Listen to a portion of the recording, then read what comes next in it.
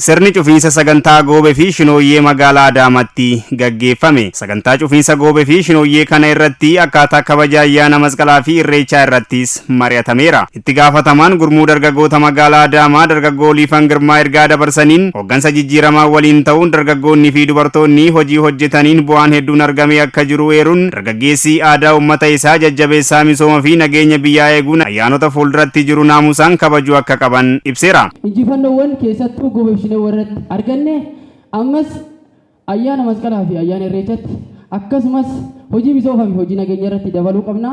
Dargaggeessi keenya akkuma kanaan dura humna jijjiiramaa taatan ammas hooggansa jijjiiramaa wajjin humna jijjiiramaa taatanii akka itti fuftan ergaa koosini dabarsaa. Kantiibaan bulchiinsa magaalaa Adaamaa Obbo Haayiluu Jaldee sagantaa cufiinsa Goobee fi Shinooyyee kana irratti argamuun ergaa dabarsaniin ayyaanonni fuuldura jiran ayyaana galateeffannaa araaraa nagaa waan ta'eef karaa aadaa fi duudhaa Oromoo mul'isuu danda'uun kabajamuu akka qabuu fi ayyaanni masqalaas karaa nagaa fi walooman kabajuun milkaa'inaan akka xumuramuuf hunduu ga'ee isaa baachuu akka qabu dhaamaniiru. Tokkummaa walitti hidhamiinsa Oromoo keessa mataasaa jiru guddisaa tokkummaaf sabalammii ol kaasaa dhufeera jechuudhaan argaa jirru. Gaaddidduu magaalichaas ol kaaseera jechuudha. Gaaddisni sirba kana keessatti ol ka'aa dhufe, obbolummaan dagaagaa dhufe, kabajni mul'achaa dhufe ijaaramuu keessaniini. Humni waliin sochootan ida'amuun maal akka ta'e qabatamaan agarsiiftaniirtu jechuudha. Yoo walitti gurmoofne dhiibbaa akkamii uumuu akka dandeenyu argitaniirtu jechuudha. Goobee fi Shinooyyeen agarsiiftudha jechuudha. Adda baay'ee immoo qabna jechuudha. Itti gaafatamaan paartii badhaadhina magaalaa Adaamaa Obbo Ashannaa fi Ajjamaa dargaggoonni Goobee fi Shinooyyee tokkummaan aadaa Oromoo hawaasa birootiif agarsiisaa turuu kaasanii tokkummaan ayyaana masqalaa fi irreechaa akka kabajamu taasisuu qabnas jedhan. Dargaggeessa ijaaramaa dhufe, tokkoomaa dhufe, dargaggoota hooggansa isaa irraa kallattii fudhatee kallattiiwwan fudhate sanas immoo amanamummaadhaan hojii keessatti hojiirra oolchaa jiru waan ta'eef dargaggoota keenyaaf kabaja guddaa qabna.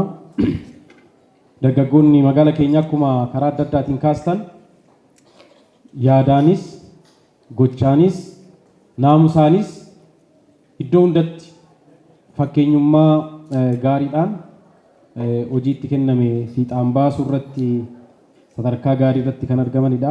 Paartii badhaadhina damee Oromiyaatti itti gaafatamaan hayyootaa Obbo Ahimad Adam irreechi ijaarsa biyyaa keessatti walooma cimsuu irratti iddoo olaanaa akka qabu eeranii walitti dhufeenya gabbisuuf ayyaanonni bu'aa guddaa qabu waan ta'eef ayyaanota kana siyaasessuu irraa of qusachuu akka qaban dhaamaniiru. Qeerroo fi qarreewwan Oromoo sirna Goobee fi Shinooyyee irratti arginee dubbisne tokko tokko yaada ABS'if kennaniin duudhaa fi aadaan Oromoo bakka isaatti deebi'uu isaatti gammachuu qabaachuu ibsuun fuula durattis caalatti akka dagaaguuf kan hojjetan ta'uu himaniiru.